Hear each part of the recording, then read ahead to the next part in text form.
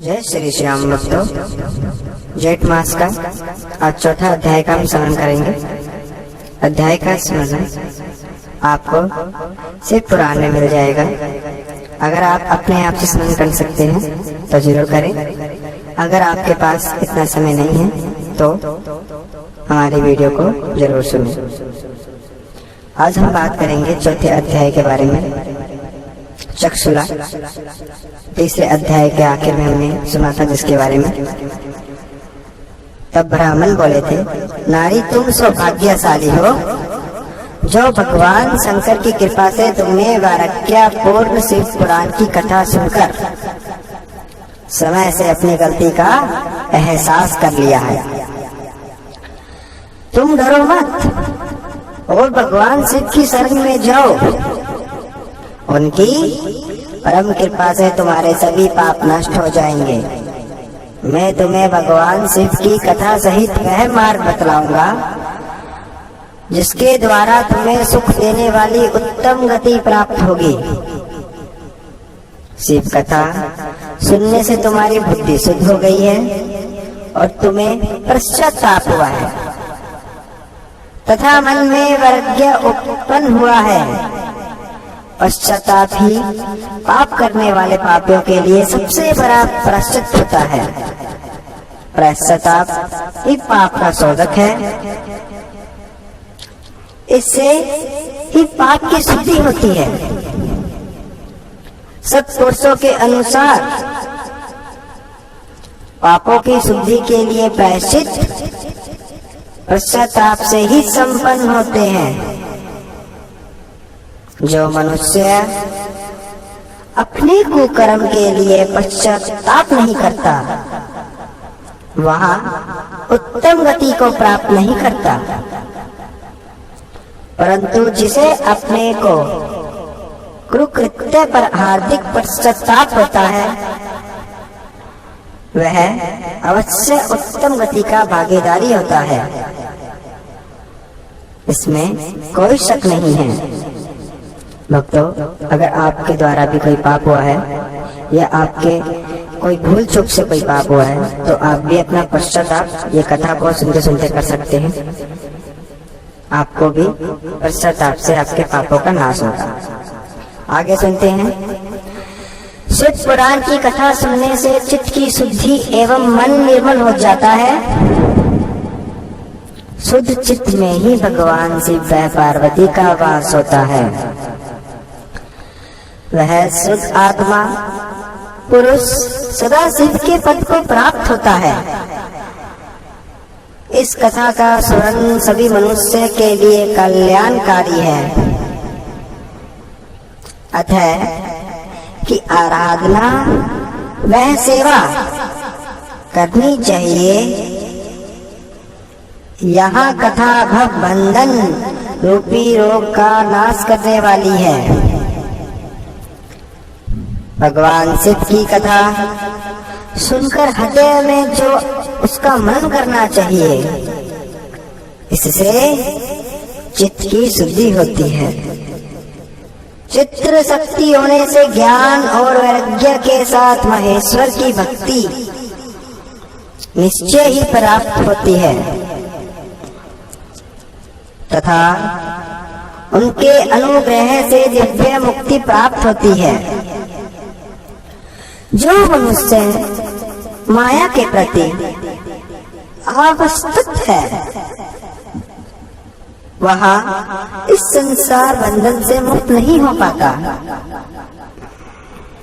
हे ब्राह्मण पत्नी, तुम अन्य विषयों से अपने मन को हटाकर भगवान शंकर की इस परम पावन कथा को सुनो। यहाँ पे भी सुनने का महत्व देखिए कितना ज्यादा दे रखा है।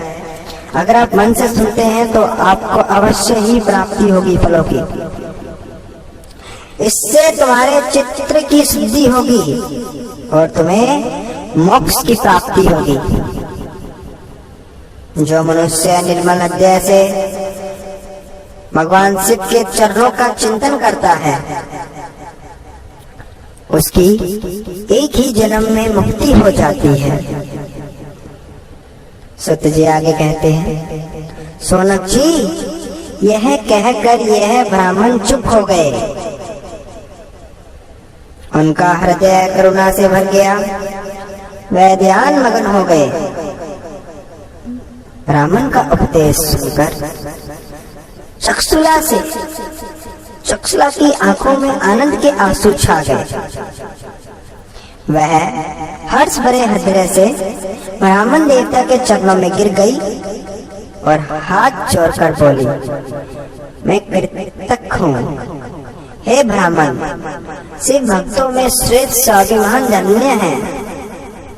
आप परमदर्शी हैं और सदा परोपकार में लगे रहे हैं। साधु, मैं नरक के समुद्र में गिर रही हूँ, कृपा कर मेरा उद्धार कीजिए। जिस पौराणिक वह आत्मा के अमृत के समान सुंदर शिव पुराण कथा की बात आपने की, उसे सुनकर ही मेरे मन में वैराग्य उत्पन्न हुआ है। उस अमृत में शिव पुराण कथा को सुनने के लिए मेरे मन में बड़ी श्रद्धा हो रही है। कृपा कर आप मुझे उसे सुनाइए। सूत जी कहते हैं, शिव पुराण की कथा सुनने की मन इच्छा के लिए हुए चक्षुला उस ब्राह्मण देवता की सेवा में वही रहने लगी। उस गोकर नामक महाक्षेत्र में उन ब्राह्मण देवता के मुख में चक्षुला से पुराण के भक्ति, ज्ञान, वैराग्य बढ़ने लगी और मुक्ति देने वाली परम उत्तम कथा सुनकर कृतज्ञ हो गई। उसका चित्त शुद्ध हो गया। वहां अपने हृदय के शिव के सगुण रूप का चिंतन करने लगी। वहां सदैव शिव के सच्चिदानंद रूप को स्मरण करने लगी। तत्पश्चात अपना समय पूर्ण होने पर चक्षुला ने बिना किसी कष्ट के अपना शरीर त्याग दिया। उसे लेने के लिए एक दिव्य विमान वहां पहुंचा। यहाँ विमान शोभा साधनों से सजा एक शिव ग्रानों से सुभूषित था। चक्षुला विमान से बैठी, वो विमान उसे शिवपुरी पहुंचा गया। उसके सारे पाप धुल गए, वह दिव्य गणना हो गई।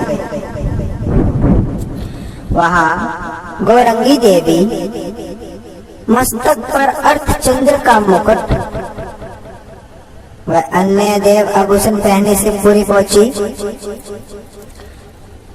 वहां उसने सनातन देवता त्रिनेत्रधारी महाशिव को देखा। सभी देवता उनकी कृपा में भक्ति भाव से उपस्थित थे। उनकी अंग क्रांति करोड़ों सूर्य के समान प्रकाशित हो रही थी। 5 मुख और हर मुख में 3-3 नेत्र थे। मस्तक पर अर्धचंद्र का मुकुट सौभाग्यमान हो रहा था। कंठ में नील चिन्ह था। उसके साथ में गौरी देवी विराजमान थी, जो विद्युत पुंज के प्रकाश के समान प्रकाशित हो रही थी।